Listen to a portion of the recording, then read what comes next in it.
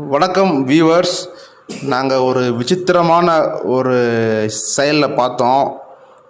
ஒரு பூரானை வந்து குட்டியாக எடுத்து வளர்த்தோம். ஸோ இதுக்கு மேலே வளர மாட்டுது. அது என்ன சாப்பாடு போட்டாலும் சாப்பிட மாட்டுது.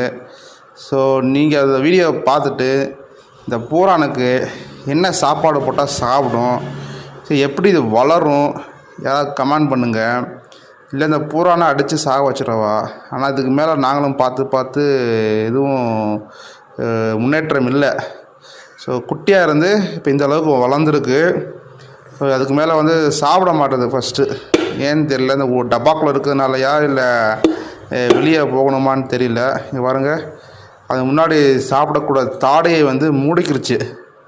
என்னை விடுங்கடா அப்படின்னு. ஓகே, தயவுசெய்து பார்த்துட்டு கமெண்ட் பண்ணுங்கள் என்ன போட்டால் அது சாப்பிடும்னு சொல்லிட்டு.